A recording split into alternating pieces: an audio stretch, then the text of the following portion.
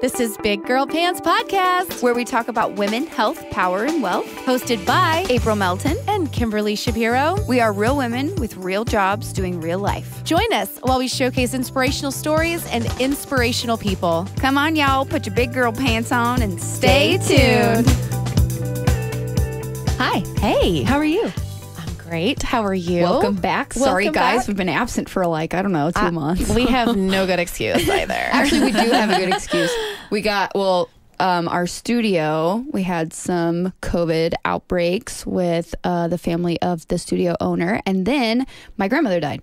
Oh, so yeah, we had this right. amazing comeback, and then it was like, oh, wait, just kidding. Skirt. Bye-bye. We actually have a guest with us today, We as you can do. see. Mary Robb has come back. Hello, Mary. Thank you for gracing us with your presence. I'm so excited. Yeah. I love y'all. So excited So too. fun Y'all to are fun. have you here. So Thank last you. time we were here, or last time you were on, we talked a lot about the Candid Millennial. We talked about your company. I want to touch on that stuff, but I also want to touch on a little bit about your personal life, because you are what I would like to say maybe like a local influencer for sure, Yeah, for sure. Dallas. Yeah. And I'm sure that people follow you from wherever, but that's how I found you. That's how I know you, even though we have friends in common. Yeah.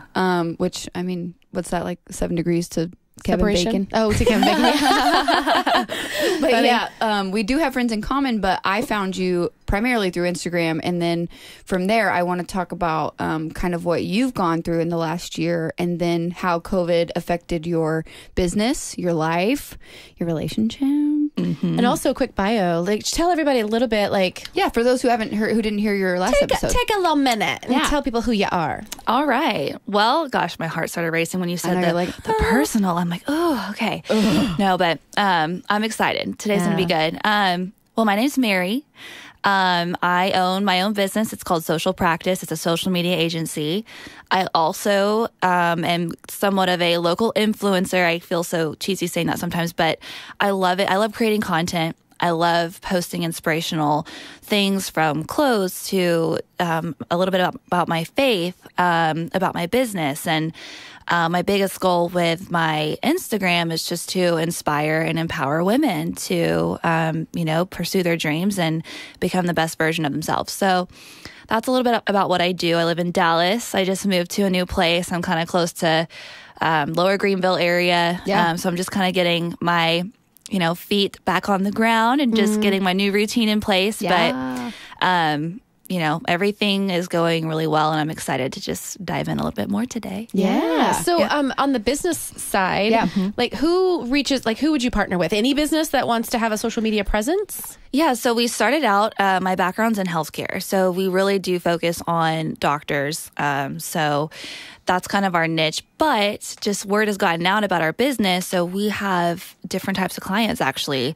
We had a podcast for a while. We do real estate. We do home services. Yeah. So truly just any... I saw that you guys have partnered with a couple of apartment complexes, right? Like Yeah. helping Oh, okay. them have more of a social media presence and all that stuff. Yep, we Yeah. have 7 apartment complexes, and That's so amazing. we have several different partnerships with agencies too that Got work with you. us. So Well, we do need to talk after. Yeah. April knows I've got kind of a little bit of a plan Oh, for yeah. my office around social media and their approach and what utilize they're doing. Yep. Yes. Yep. But I am not gifted in that world. So I have ideas. I just don't know Yeah. how to execute on them. Look at that. That's where we come in. Yeah. Yes. I love that. So, we were talking a little bit before the show too. Sorry, guys, missed out. But you partner with a lot of like plastic surgeons and a lot of healthcare and stuff like that. What would you say? Like, first of all, healthcare wasn't something that was affected by COVID, Yep. and real estate really wasn't affected by COVID. It was actually kind of like boosted. I think healthcare was affected, though. If you are if it was elective, you're right. Yeah, if you're You're right. elective, it shut them down for You're a right. few months. A little bit, yeah. Yeah. Yeah. But for business, for you, like, how were you guys affected, if you were affected at all?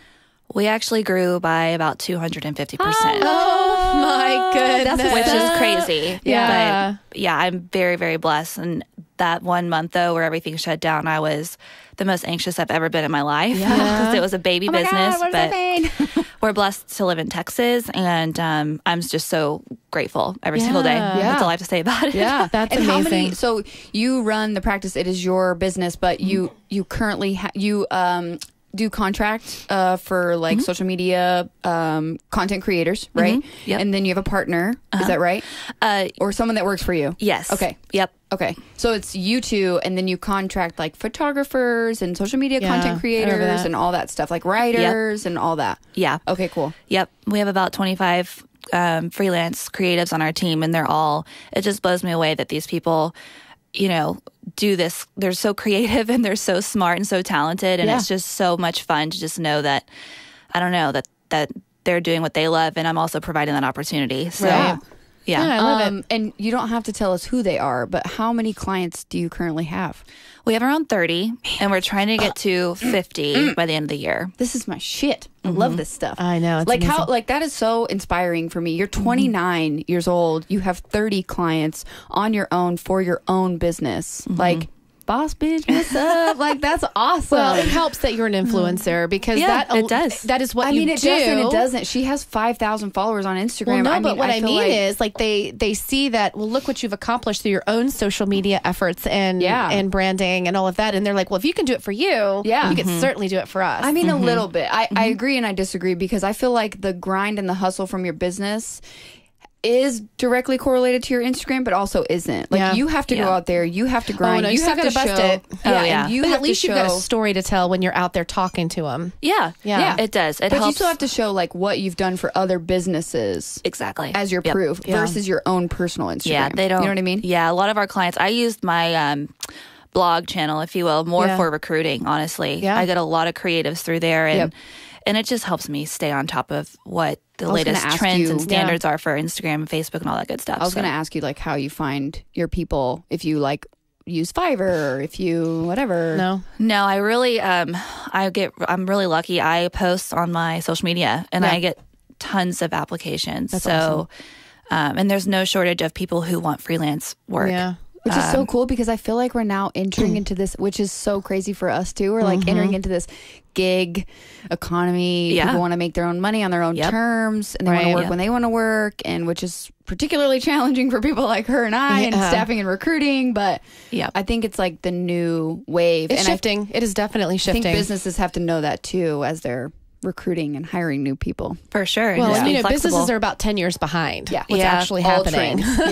Yeah. They're about 10 years behind. Yeah, but it's awesome. So, and we want to provide that opportunity for them. So you're totally right. Businesses are 10 years behind. And I think that with the emergence of more companies like yours, like the Social Practice, then they're going to see, I mean, honestly, this is a shameless plug, but I'm pitching to sponsors right now so that we can get sponsors for our show. Awesome. And there's a website that we use that's actually sponsored our next episode. And I was on there last night, and Google is so insane, but I was on there pitching to these companies, and then guess what showed up in my Instagram feed? What? The companies that I was pitching to. Oh. Retargeting. Yeah. Yeah. And I was like, whoa, that's insane. But it's like more and more companies, more and more business. And then I have to think about it as a consumer. How are they getting me? That's how I have to get my clients. Like, period. Right. Which is the future. We just talked about this. This is kind of what I'm trying to shift in our business. We're staffing and recruiting. And old school sales, it was cold calling. That's how you did it. That is not working anymore. I don't care what anyone says. There's a lot of pushback on that. They're like, just pick up the phone and sell. I'm like, used to be the way to do it. Okay, but now Grant Cardone. people don't want your phone call. You've got to get more creative. And I think they're more likely that if you do connect, if you have a brand that they can recognize, maybe they can't pinpoint it, but if you say your name or you say the name of your company and they can at least connect the dots, they're more likely to listen to you. How are you going to do that? Social media. So do you feel like your like lead gen and sales for you happens from referrals or from like social? It's been a little bit of everything. And as time goes on, we get more and more from social, which is really fun to watch just to see that it's Super working. Fun. And so it's referrals, it's social. And I do a lot of networking and just really try to keep my name out there too. So networking. Keep your grind up, girlfriend. Good job. I miss networking. I know. I want it to come back. It's coming back. I think it is. It's coming back. I'm actually starting a networking group, like the Executive Movement. Oh, that's the name of it. All Yes, right. it's for women. Yeah, but I'm not going to say that. It's going to be in all the details, but it's not going to be like just out there. Right. Because I think people are kind of sick of that, being smacked in the face with all of that. But Right. it's still, I think it's still essential. So I'm looking for a board now. yay! For like a VP and marketing and treasury and Sweet. all of that. Look at you. Yep, I'm Something, excited. a new How project exciting. for Shapiro. A new She always project. needs a project. I have to have a project. I know. She always has to be working on something. I love that. There's got to be something out there. So love it. that's awesome. And thank you for sharing all of that. And of course, when this episode comes out, absolutely we'll tag you in the show notes and put all of your details and information in there so that anybody can find you that needs your services. Yeah. Because you guys do like not just social media, but you're like you do offer like the running of their social media and all of those things. So like anybody that wants to have more of a presence online, Yep. you're doing that.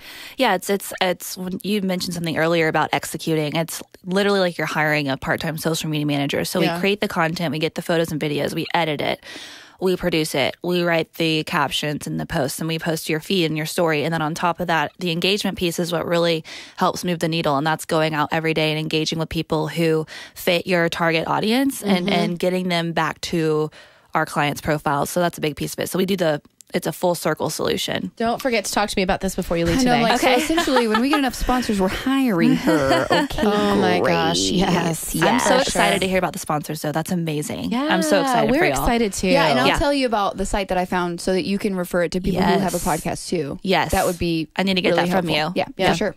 So, dun, dun, dun. I want to talk about your life, girlfriend. Yeah. Well, let's tell everybody last time you were here, Yes. you were in the throes of planning a wedding and all excited, and it had been pushed a couple of times due to COVID, if I remember. Yeah. Because when were you here last? May of 2020. Wow. Okay, Yeah. so it was Ooh, chills. right I in know.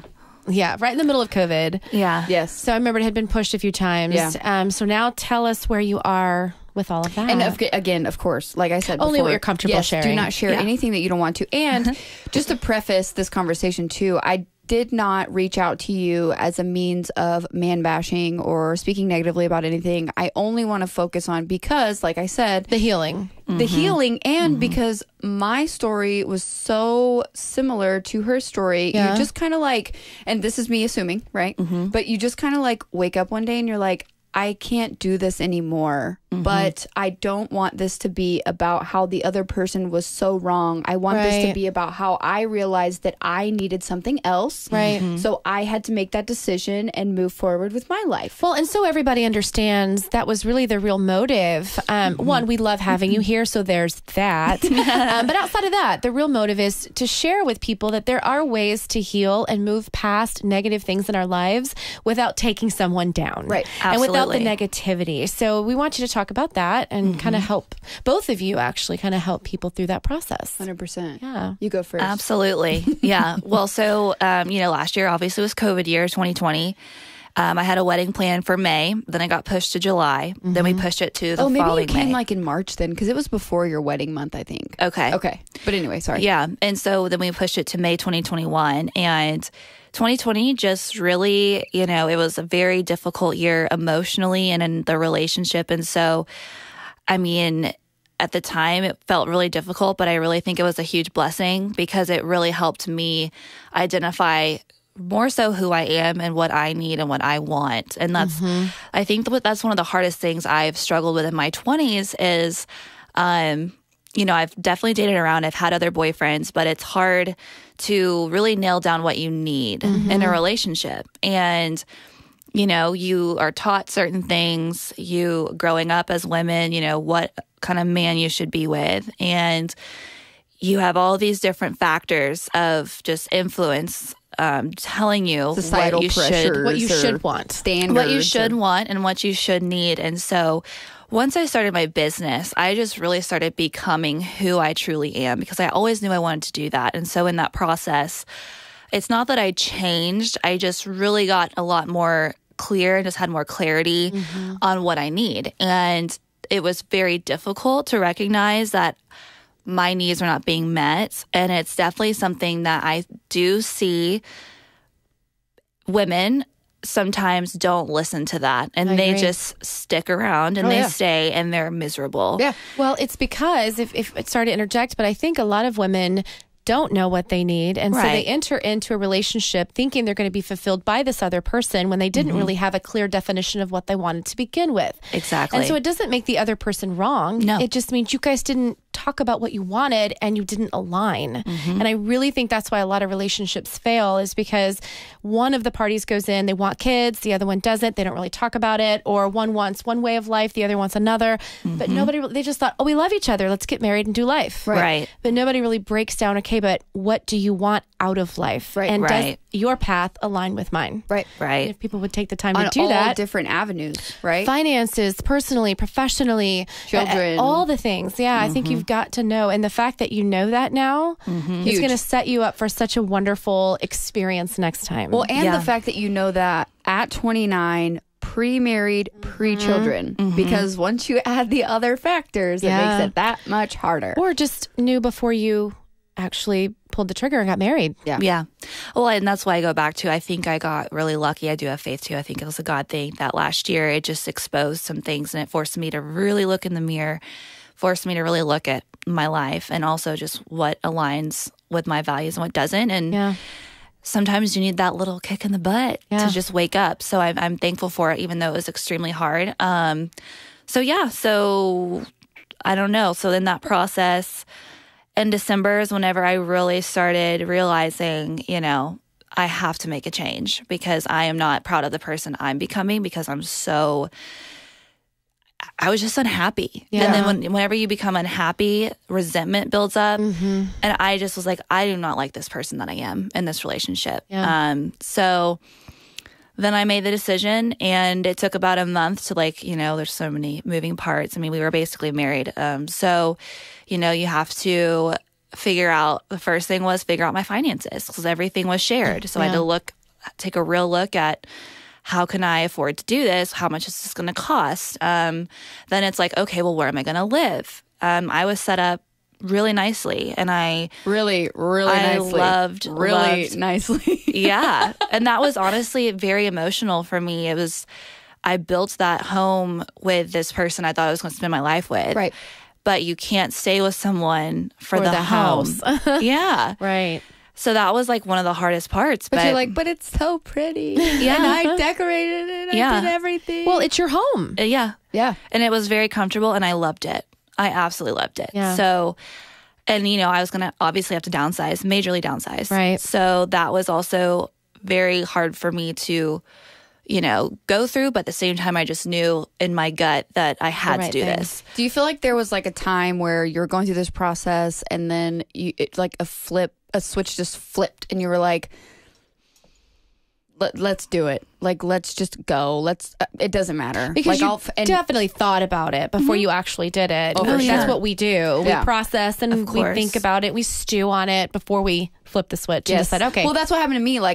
I lived with someone, and we both had kids. So we had a home together. We lived in together. I helped pick out that house with him. It was a whole process. And then I'm like, now I'm going to have to go out and buy my own and figure it out by myself. Yeah. But then it was as soon as the switch flipped, because there was so many, and you can attest to this too, there were so many conversations I had with her, it's just not. And I feel like in some of those conversations, Shapiro was just like, you need to shit or get off the pot. I'm going to need you to hurry up and do this. I did. I didn't say that. But that's an April thing. Trust me, that's how she felt. I did. But and I'm such a pull the trigger and move on. Your peace and happiness is the most meaningful thing in your life. And nothing else is centered or makes any sense unless you have that. Yeah. And so I was like, you've got to do this for yourself, for Chloe. Right. And then you did. And then it was... Yeah, I was definitely behind her going, come on, you're not happy. Right. That's amazing. And I can only imagine when you do have a child, how much harder it is to make those kind of decisions, because you think about them too. Well, think about your fur babies, right? It's your fur babies times 1,000. Yeah, exactly. Because now you have to genetically share a human being with this other person. Or whatever. You know what I mean? The family. Yeah. Yeah. that must have been, but here we are. Right. Yeah, right. You inspire me. Thriving. So, yes. Thriving. I did it. It was many, many moons ago. Yeah. But you did the same thing. But I did. I was you flipped the switch, and then it was, and this crazy lady was living in Marshalltown, Iowa. Gladbrook. With 2 kids, barefoot, you know what I'm saying? And she just made the decision. I didn't have a car. Wow. We were very, very poor. We went to the Piggly Wiggly with our wagon. That's how we bought our groceries. I wish it was a Piggly Wiggly. It wasn't even that nice. I literally would pull the kids' wagon to the grocery store. Because you didn't have a car. Fun. Didn't have a car. Ryan, my ex-husband, had the car. And so he would be working and I would be left at home with the kids, which in all honesty, half fun, half holy shit, how'd I get here? Okay. Cool.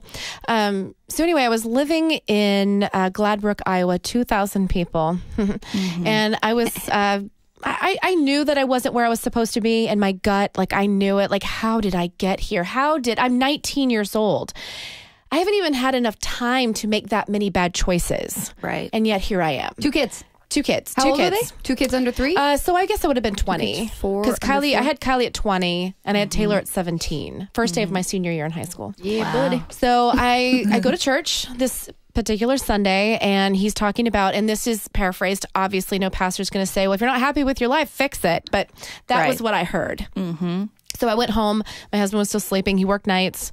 And I literally packed my car. Wow. Packed everything that I could fit in it and put the kids in their car seats, woke him up and said, I'm moving to Texas. Wow. Bye. Literally. How did you pick Texas? My parents were here. Yeah. Okay. My parents had visited for the kids' baptism or my daughter's baptism because Kylie was not even a year old at the time. Wow. And so they had visited for the baptism, and my mom had said, this is not you. Oh. I remember picking them up at the airport in overalls, which... Y'all, it was mid-90s. That was the thing. That was it. It was trending. That was the thing. But I was in overalls, and my mom just looked at me, and she was like, I was a cheerleader in high school. Did she say, what did I do wrong? She's like, where did this go wrong? What happened? What did I do wrong? Oh, it was bad. It was you have bad. A piece of straw in your mouth with your overalls I on? think she saw one. There wasn't one, but I think she saw it. So I packed up the car to move to Texas, and it was like a complete reboot, just a start over. So I know what it's like to finally just say, this is not my life. This is not where I'm supposed to be. This is not what I'm supposed to be doing. And I know it in my gut. Yeah. And it's scary as hell, but I'm out. Well, and I've been watching a lot of we have a girl that's coming on. Her name's Nikki Fox. Shout out, Nikki. What's up? But she posts a lot. She's probably in her late 30s, maybe almost 40, but she posts a lot. She's not married, doesn't have kids, but she posts a lot about women empowerment, especially from TikTok. So a lot of women on TikTok have been doing this a lot, and I love the trend. But it's been ingrained in us. We've been conditioned to think that getting married and having kids is the ultimate achievement as a woman. That's and right. It's that's right. I love this evolution since the 80s, the 90s, women going back in the workforce, starting their own businesses, having their own companies. Yes, it is nice to get married and have kids. I love my kid and I want to have another kid. I love my partner. I wouldn't change my life for anything. But I don't see that as my most, as my greatest achievement. I don't know the end all be all. Right. Yeah. Or okay, you know what I mean? Well, and it's dangerous. I think it's dangerous if you identify yourself as that is your greatest achievement as a mother okay, this is but then you lose yourself when your kids move out. Well, that's the problem. You don't get, if you're healthy, you don't get to keep them forever. Right. Yes. They're supposed to fly. They're supposed to go away. They're supposed to go live their own life. Yes. And if you're holding on to them, it's bad for you and it's bad for them. Oh, absolutely. You have to have something else that fulfills you that is not your family. Yes. That is not your job. You've got to have something so that if your job goes away, if your family goes away, you can still cling to something that is meaningful and important. Right. I am 100% an advocate of that. And I throw careers in there too, because, sometimes not if you identify. Well, and let's be honest, things happen in our careers that we didn't anticipate. There's economic downturns. There's things that happen. Yep. It can't end you. Yeah. Right? It just can't end you. No. So you have to have more. And women are multifaceted. And that's the thing, is that we're like the ultimate multitaskers for sure. We are. We're literally, I really feel like we're all superwoman. Like, we can do so much. 100%. And, you know, it's crazy to me how well we can do so many different things at the same time. Yeah. And that's okay. Yeah. So it is our superpower. It is. So you decided, and then you had to find a new place, which is super fabulous, because I love looking at your stories with your apartment. Oh, thank you. Seriously, and the closet, the lighting in the closet is the best. Like, I love when you do your stories in there. I'm like, damn, that closet's so nice.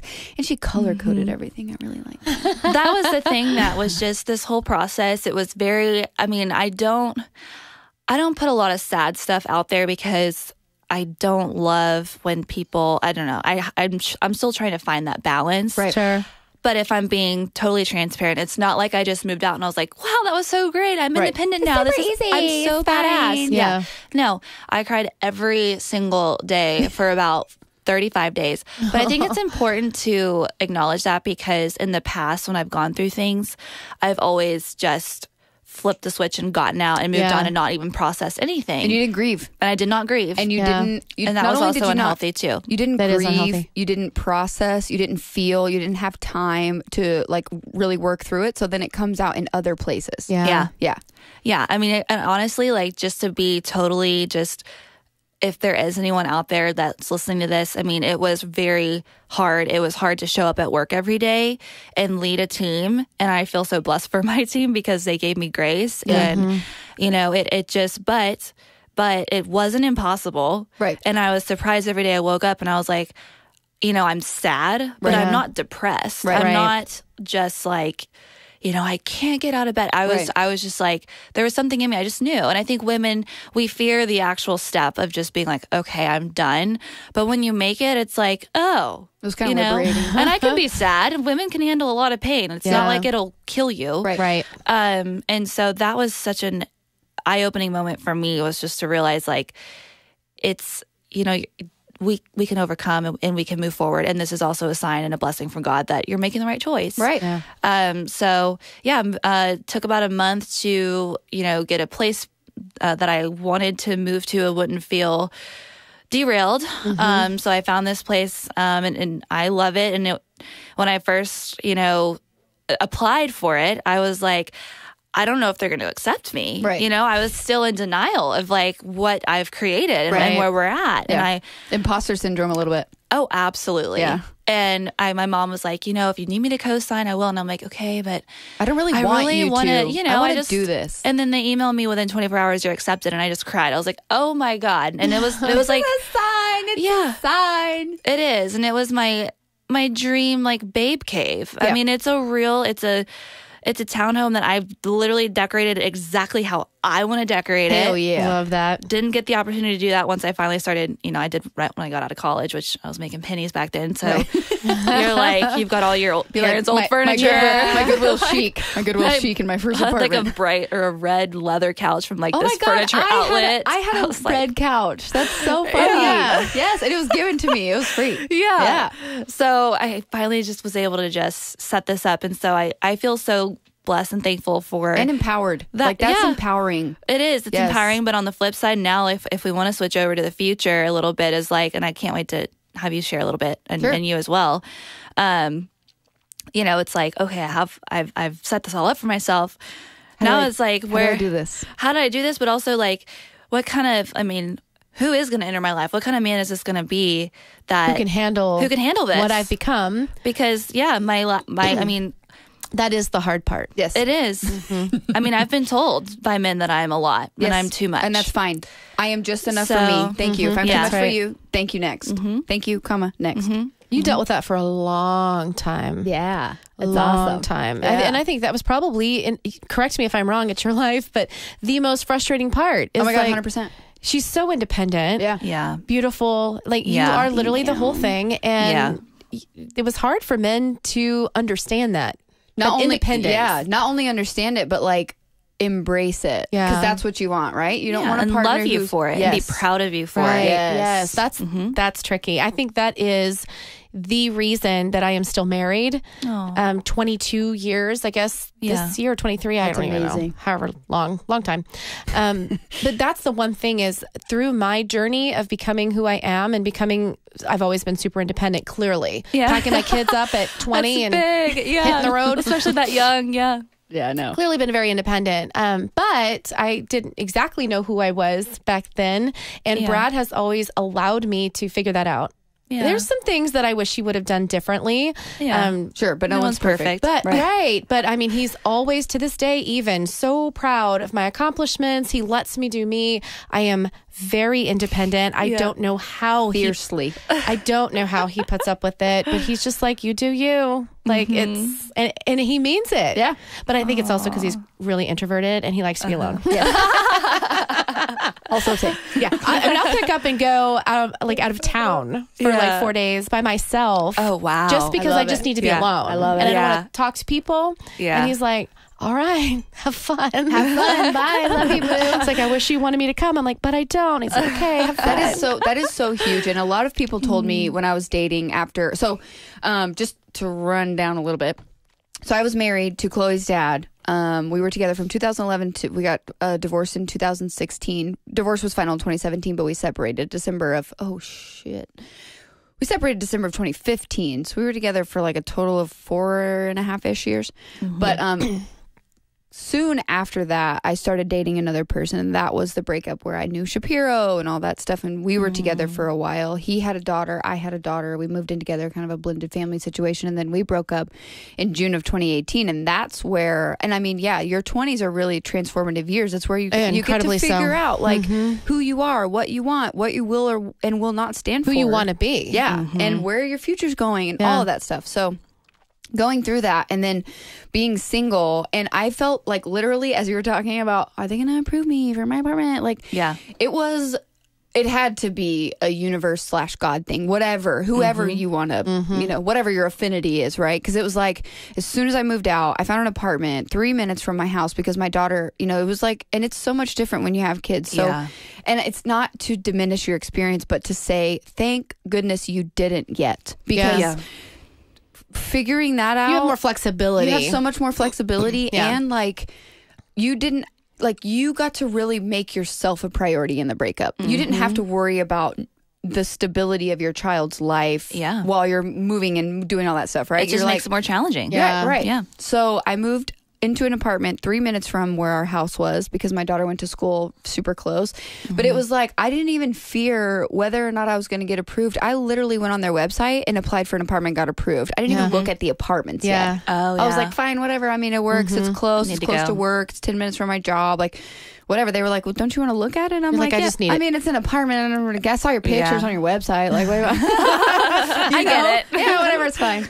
But there was no better experience than that, and you had such a huge part in that because when I needed, it was just everything just came together. When I called my friends and I told them I'm moving out, they came over, they helped me pack up all my stuff and move it to my apartment. When I called her in my most desperate moment, don't cry. In my most desperate moment, I'm like, hey, I need you to come over. She just showed up. Like, she just showed up and unpacked my shit and put it in my apartment the way it was supposed to be, and just did it without me even having to ask you. That was the best part. And it was just like the feminine energy, like, was just so strong and so powerful. And you, like, and I say it still to this day, you just inspire me so much to do what I deserve and what like needs to be done. And I just don't even question it anymore because I'm just like, yeah, fucking, like, this is just what we're gonna do. This is who we are. This is what we do. Like, and those 2 years living by myself were the most empowering years to where I really got to develop myself and what I wouldn't stand for, like, especially in dating. And that's the thing is, like,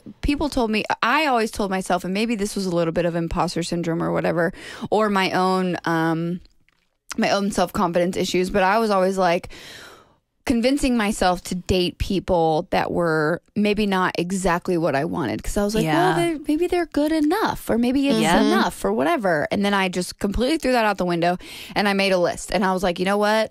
Like, I will definitely go on dates with people who seem fun and interesting because, again, I'm a podcaster. Like, and I'm in sales. She's like always looking for opportunity. Always. And they could be my friend. They could be on the podcast. Right. Yeah. Well, you met someone today. Yeah, John. John came on our podcast. Was a date. He was a date. Oh. That went wrong. Yeah. I shouldn't say that. It went wrong. There was no connection. Sure. Yeah. But there was a connection. Yeah. It just wasn't a love connection. Right. And now they're best friends. Yeah, he's been my friend. He's been my friend since, and we've just been back and forth friends like for 2 years now. Yeah. And I just love like, that. I know, and it's great. Yeah. So I just saw every day as an opportunity, and I saw it as practice. So like I viewed dating very much like sales. Like the more no's I get, the closer I am to yes. Yes. So the more dates I go on, it's like riding a bicycle. Do you remember who gave you that advice? You. No. Who? Kelly Raspberry. Oh my God, that's so true. Kelly Raspberry. Yeah. And she was, you got to listen to her episode. She was like, I was having fun, girl. I was having the most fun of my life. Like, dates in the morning, dates in the afternoon, dates in the evening. For real. She was like, book your, she treated it like a business. I love it. Yeah. And that's exactly how I view it too. Yes. Yeah.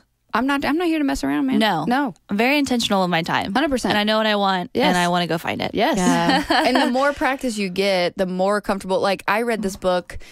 I think it may have been Get the Guy by Matthew Hussey or something like that. But it was like, treat every opportunity as an opportunity to flirt. Like, not overtly flirting, but like, striking up a conversation with someone in the elevator or speaking with someone at the grocery store, because the more practice you get talking to people, the less awkward and nervous you are on dates. I don't even call that flirting. I just call it engaging. Like, just have a conversation. Yeah. Yes. Don't be a fly on the wall. Right. And you don't have to like wink at them or blow kisses at them, like stuff like that. But pull your shirt down. Oh, hey. But yeah, like, I just treated every opportunity as one more opportunity to get more comfortable with myself, what I wanted. And then I got really comfortable with telling guys that I was not interested in them romantically. And I think that as women, we're not taught that strength or that power initially, like, especially when we first start dating. Like, we're not taught to speak up. We're not taught to own our space. You should. You're just so blessed that a guy likes you. No, I'm not blessed that a man likes me. Many men will like me, right? But I don't have to like them back, right? And I made some really good friends along the way. So, but it wasn't until I literally made a list, wrote it down, made it real, and then until that one person, came along and checked off every box, like, I was not going to settle. Yeah. 100%. And I mean, love that. bro, you're on fire. Okay. You're not 30 yet. You're like inching up on it. Okay, because when you're 30, it's over. It's game over. But you're not 30 yet. You're young. I can tell you right now. So I've lived through my 20s. I've lived through my 30s. I am more than halfway through my 30s. I'm more than 40s. 40s are the best. Oh, yeah. They're the best. Yeah. There's so much clarity. Like, there's no question. You know who you are. Yeah. And there's It's a nice place to be in. The imposter syndrome starts to dissipate. I would say in your late 30s, mid to late 30s, unless you're lucky. But it really just goes away. And you're like, this is who I am. Right. Yeah. And this is okay. Fine. Right. And I'm good with this. And I like myself. Yeah. Guess what? And I'm allowed to say that. I like me in my positive vibes t-shirt from Buc-ee's. I love Exactly. it. And my Positive vibes t-shirt and my too, man. tennis shoes. I'm here for it. Actually, I pitched love to a tennis shoe company, so I think you might like them, actually. Ooh, that'd be good. Ooh. But yeah, it was just like, it wasn't until I met Matt that I was like, wow, this person really checks every box. Wow. And it was like, it was. Can I ask how many boxes you have? Because I have a lot. I had a lot of boxes. Is there a number we want to assign to it? Well, okay, I'll just go through the list. No, but he's 6'2". He's gorgeous. He works out, which was really important for me. Yep. He's financially responsible, overtly financially responsible. I'll just emphasize that. He's independent. He's self-sufficient. He does the dishes. He does laundry. He cleans. He goes grocery shopping. And the biggest one, which he like laughs at this, but he doesn't realize how important it is because he doesn't have a kid yet. He's kind to my child, and he loves my child. He loves her. He loves her. I love the stories, and it just shows that there's So love out there sweet. that you can find. Oh my God. Yeah. So, Mary, I have to say something about all your boxes. This is coming from the lady who's been married a long time, so just give me that. I caution people, like everyone needs to have their boxes, right? Yeah. We were just talking about that because you've got to know what you want. You have to. And you've got to be aligned with your future vision and, who you are and what you want. But don't put yourself in a box with all your boxes. Yeah. Because that you only identify with those boxes. Yeah. And I think, John is kind of in that same boat as well. He has a lot of boxes. And Rose? Oh, yeah. Yeah. He talks about it even on the podcast that we did with him. And I think humans are human, and we know what that means, that there's a lot of flaws. Yeah. And even if we can check all those boxes, it doesn't make them perfect. Right. Yeah. Dude. Yeah. 100%. Yeah. Yeah. So yeah, there's still, even when you align with someone from a vision perspective, there's still going to be things that you're not aligned on. Yep. You know what I mean? Yeah. There's just still things that you're going to wake up and you look at them and say, oh my God, really? So I chose annoying. you? That's the best I can do. And then the next day you're going to be like, oh my God, I'm so lucky. This is the best day. So that doesn't go away. Yeah. I really think that just, that's 100%. Relationships. Well, and like Matt and I we've been together for a year and a couple months now, and we're, learning the things that drive each other crazy about each other. Right? Like you're at for that him, point. like he is literally a coupon clipping penny pincher. That's my husband. And I'm okay with this because I understand the need for financial responsibility. But like, if I want to buy fancy butter, I'm going to buy fancy butter. Should I tell her my story about laundry detergent? Yes. So Brad and I had been married 10 years at this point in time. And not even 10. And we were going through kind of a financial place because I had racked up a bunch of debt to sell real estate. Okay. And I didn't tell him about it. Well, Brad is that no debt kind of dude. Right. So to him, $10,000 in credit card debt was like, the world is ending. The end of the world. We need to sell everything we own. We need to pack up and move under, I-35 because there are no other options. Yes. So which this was not a devastating time, but it was to him. Right. Anyway, so I'm getting ready to go to the store because I need laundry detergent. And he says, we can't afford that right now. Laundry detergent. By the way, we're both working. We have good jobs. Yeah. Life is fine. Right. We can't afford laundry detergent. We'll figure out the little debt. It's no big deal. Oh my gosh. Yeah. That was probably the silliest, most fun time. Like, I mean, when I look back and I'm like, why did you act so ridiculous? And look, we're fine. Yeah, we're fine. We're fine. We're fine. Yeah. Yeah. That man, I call him Chicken Little. The sky is falling. Sky's falling all the time. That's Matt too, hilarious. Yeah. He treats me like a leper because I have a car payment and student loans. They are always on the verge of bankruptcy. That's hilarious. They're always on the verge of bankruptcy. You just never know what can happen. You just never know what can happen. And probably have more money than the average bear. Meanwhile, I had my best year financially last year, like the most money I've ever made in my life. Oh, that's awesome. And we've saved so much money. I'm just like, bro. Right. Can we spend it now? No, that's counterproductive. We will buy cheap butter. We will not get Kerrygold. This is not a thing. You have the store brand butter only. Yes. No, it's funny. It just made me think about, it's crazy. I had that traditional list, list of boxes, whatever. Right. That didn't work out for me. So I have this new list. So I'm just curious how, the biggest thing I would say, evolve. Yeah. Right. And the biggest thing that I would say is, as someone, which Shapiro always laughs at me, I honestly, genuinely probably went on 100 dates while I was single. And a lot of those, like I said, I had rules around dating. Right. I wanted to meet you first for coffee. Again, treating it like sales. I wanted to prospect. I wanted to meet you first for coffee. I wanted to see what kind of person you were. If you were capable of carrying on a conversation with just caffeine and not booze. Yeah. And then I like that. I might steal that from you. You should. Because it's so, and there's not a lot of pressure there. If it doesn't work out in a 15, 30-minute coffee, then you know that you don't have to waste time getting ready, effort for dinner, like committing to multiple hours with this person when you don't know them. Yeah. Like, there's so many steps, right? That's really smart, especially for businesswomen. That's a good, I don't want to say excuse, but a good way for me to just be like, look, I have a lot going on. Yes. Let's try coffee first. Yes. I think all women should do that. And if they say no, then you can see their intentions. Yeah. They don't want to, like, any guy that wanted to meet me for drinks and no dinner, I was like, listen, honey, I don't have time. Like, love you, but no, you're like, if we're getting to that stage where you want me to commit to multiple hours with you, you're gonna buy me dinner. Sorry. Yeah, for sure. But I like that. Yeah. It's a good reminder. Yeah. And I would go to coffee with them and then I would go to dinner with them. But again,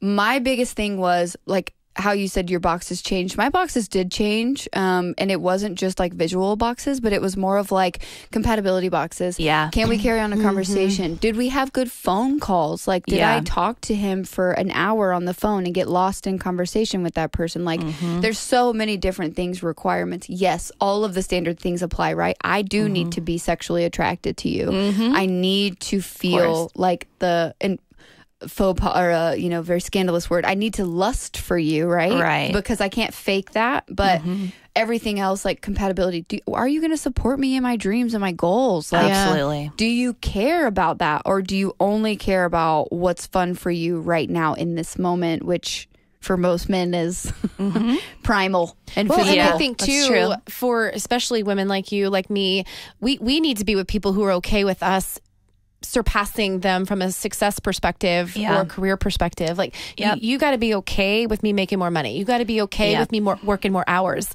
It has to be, you know what I'm saying? Like, they need to be flexible. It's not okay for a lot of men. It's not. And they need to be, for me, one of the big things is just flexibility. Yeah. I love doing the things that a traditional woman does. I love to cook. I love to make a home. Yeah. I can't, though, do that all the time while I'm also running a business. First of all, we can't bring home the bacon, cook the bacon, clean up after the bacon, and serve the bacon all the time. You know what I'm saying? Like, and I need someone who's comfortable with being able to flex roles with me. Right. And that's if I cook the bacon, you got to clean up after the bacon. Exactly. Just and work so, with me. I realized a very traditional mindset person would not work with me very well. No, I agree with that. It's not personal. It's just, it was a hard reality because I was raised to say you need a man that does this and this and this and this because that's what a man is. That's right. And he was all those things. Right. And I loved it, but there was other stuff. So you have to everyone has to just figure it out for themselves. I agree. And you need a true partnership. I think that's the biggest thing too. Someone who's not too proud. An equal partner. Yes. Someone who's not too proud to, I mean, this is a very telling story or a very honest story. But like, I know that when Matt and I have a kid together, like if something happens and the kid shits all over the floor, like Matt's not going to have a problem with picking that up. Right. You know what I mean? Or like being grossed out that like it even happened in the first place. Right. And like, even be willing to step in and offer and not just sit there and look at you like you're supposed to do it. Right. Yeah, exactly. And it's more of a look of, all right, who wants to do it? Not a, I'm not touching that. Right. You know who does this I'm so above well? that. Yeah. Taylor. Yeah. Taylor does this so well. Oh my God, your daughter is her daughter's marriage is goals. They really have this parenting thing and this equal partnership thing figured out. Yes. Really? And one of her biggest irritants is when somebody says, "Can Christian babysit so you can go out with us?" And she's like, "No, but he can be dad." Right. He's not a babysitter. Like, he's not a babysitter. He's a father. He's her dad. He can do his part. Yes. Yeah.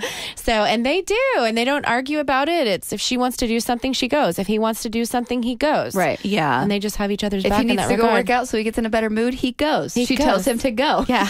Yeah. Exactly. That was so cute the other day. She put it on her story, or he put it on his story. He was like, Taylor said I was getting grumpy, so I had to go to the gym. And I'm at the gym now.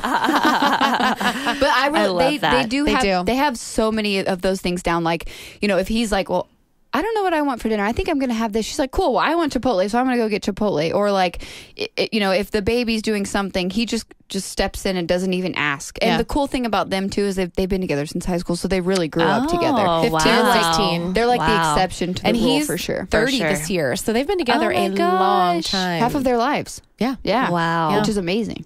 But yes, I mean, ultimately, and Matt is not perfect. I am not perfect, but it's two imperfect people who came together as wholes. That's the biggest thing too, is that I found that a lot of men who, I don't want, like, you can't discredit somebody for having a roommate, but like who didn't have to do it on their own. They don't get it, man. They don't understand. Like he doesn't bitch about doing the dishes. He just walks up to the sink and does the dishes. Like, he doesn't complain about doing the laundry. When I come home from work, which he's working from home right now, so that's why. But when I come home from work, my laundry's just laid out on the bed so I can put it away. Like there's it's just so easy. It's it just flows. Like it's effortless. And that was the biggest thing that I found when I met him, is it was effortless. He pursued me with as much as intention as I pursued him. I didn't have to ask him, what are we doing every weekend? He literally just, and it was refreshing, but also a change for me.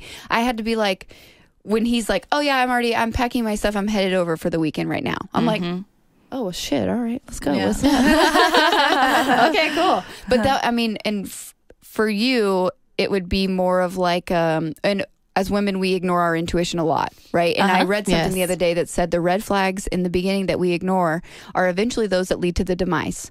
So anything that we ignore in the beginning that we don't like address, or that nagging doubt that we have that we're just like, it'll be okay, we'll just make it work. Yeah. Like, you have to address that head on. But I didn't have any of that with him. Yeah. Which is so nice. Like, we didn't even really have our first argument until we were like 9 months in. Yeah. And that really started when I went through the whole custody thing with Chloe. Yeah. That was like the first big event. Well, it was very stressful event. Oh my God, it was awful. Draining of your energy. It was terrible. Yeah. It was just a lot of negativity but around even through that, he, you know, the cost and the stress and everything, he was just like my rock through the whole thing. Oh, yeah. So and that was like the biggest indicator for me, is I was just like, this is how I know he's my person. Yeah. 1,000%. Because it was like, I didn't even have to try. And that's how it should feel. Like, they should be putting forth the effort to make you feel like you're desired, you're wanted, and they want to be there to do anything with you. Right. Yeah. Yeah.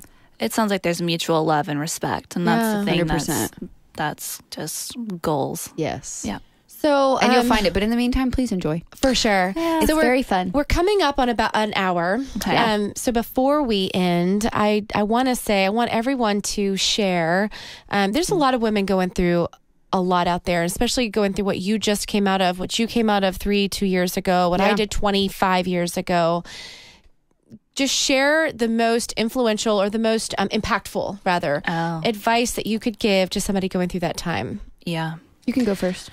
So that's a great note to close on, because I do have I'll make it short, a little story on that. You've got time, you're good. Yeah. I think for me, it was just listening to your gut and following your intuition. And back in November, I was starting to go through the real ugly truth of what was about to happen. And there was a night where I fell asleep, and I woke up about an hour after falling asleep. And it was a voice that just said, basically, love yourself, have faith in God, and everything will be okay. And it just stuck with me. And it was just the start of where I'm at today. But I just, I think it's such a simple thing to say, but it's so powerful, of just really you getting to a place where you trust your intuition and your gut, and you love yourself, and you put yourself first, and you don't deny your needs or your wants because other people might not understand, or because other people are going to insert their opinions based on their own experiences and not on your own. And you have to learn to just love and trust yourself. Yes. Yeah.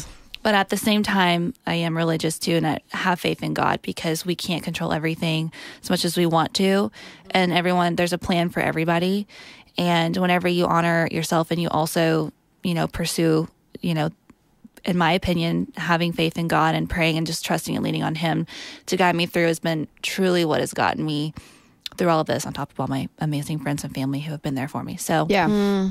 Do you feel like, since you've made the decision, that certain doors have opened for you that just reiterated your, like, the process or your choice or whatever? Like, yeah. So a couple of areas. I mean, I've started to hang out with some amazing women that are also entrepreneurial, or the same age, single. And it just happened. It just fell into my lap. I love it. I call that leveling up. A good friend of mine always said, iron sharpens iron. I love that phrase. Yeah. George Green, who's now on world traveling. But I 100% believe that if you can surround yourself with people that help you elevate your energy, elevate your life.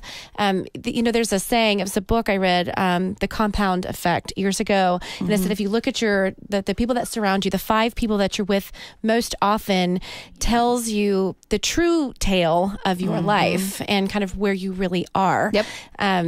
And so you need where you're going. And where you're going. Yeah. And so if you're surrounding yourself with people who don't have goals, aren't motivated, aren't positive, don't put off positive energy, chances are you're the same. Yeah. Yeah. You're not a missionary. You're not going to go in and change the world with these people. You have to change your world to go fit into. Yeah. So, level up. Yeah, absolutely.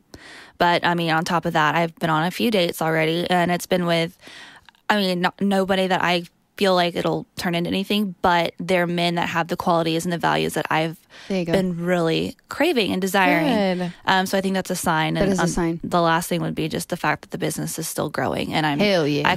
I can feel comfortable, Yeah, being on money. my own. I love that. Yeah. I love it. What about y'all? You want to go? I'm just so inspired by you. Yeah, Good job, I love it. man. I am Good too. job. Thank you. You want to go? Mostly on the hustle side. Yes, bitch. Make that money. I love it. Make that money. For me, I would say, I mean, just piggybacking off what you said, if you do not listen to your intuition, if you don't listen to your gut, like, you're going to be really unhappy. And like I said, if you don't face those things, if you don't, like, when you suppress anything, right? Like when you're grieving or when you're going through a breakup or if you're in a relationship and you're unhappy, like, it's going to come out in other places. So you're going to go off on your friends, or you're going to lose your shit on your mom, or whatever's going to happen. It will come through. Like, the truth always comes out, right? I can't remember who said, I think it was Stassi Schroeder who said that. But it was like, the truth always comes out. So no matter what that truth is. And for me, it was showing through in, like, and that's something that I can say it's like my physical, like, I was super stressed out, so my cortisol levels were super high, so I was holding on to weight, and you could see it in my face, and I had bags under my eyes, and it was just like so many things that have been this veil has just been lifted since I really started living my truth. Like, I'm 100% of a different person, a 180-degree difference. For like, sure. you know that. Yeah. And it was like it wasn't until I really started listening to myself and saying, am I really putting myself first? Because you cannot be a good mom. You cannot be a good employee. You cannot be a good business owner if you're not listening to yourself in all these other areas of your life. Agreed. Absolutely. 100%. And, like, I feel like for me, kind of like the question I asked you, like, once I took that step, once I crossed the threshold, it was like all these doors opened for me. And it was just like, I was never looking back. I never turned back. And it's not gratifying. It's a little bit gratifying, but it's not for that purpose. But, like, I can't tell you how many people from my past, men in particular, have told me, I made a mistake. I'm an idiot. I'm sorry. Whatever. And not for vindication, but it's just like, I know you did. And it sucks. But like, I had to do what I had to do. I'm sorry. And mostly from the man that I broke up with 2 years ago. Like, I've heard it a lot, that he was wrong and that he should have listened to me and all of this stuff. And, like, it doesn't even feel good. Yeah. But it's just like, thank you. Yeah. Thank you for validation. Thank you for, like, being grown enough to say that to me, because that took a lot of work on your part too. Yeah. Love that. You helped him grow. 2 things for me. No big deal. One, love it.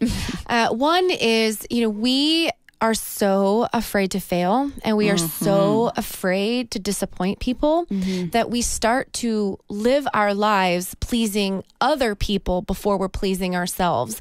And so it's kind of piggybacking off what you guys said, is listen to your intuition. But while you're listening to your intuition, don't worry about the people in your life that you're going to disappoint. Your parents, heard that. Whoever is in your circle that you're like, oh my gosh, if I leave this person, then I failed, and my church isn't going to love me. My parents are going to be disappointed in me. My kids are going to be disappointed in me. At the end of the day, you got to do what you got to do for you. Yep. And that is the second thing, is put your mask on first. We were talking about when you separate and you change a life, when you have other people in your life that you're also responsible for. Yep. You have other, you're not as flexible. You have more things that you have to worry about and take care of.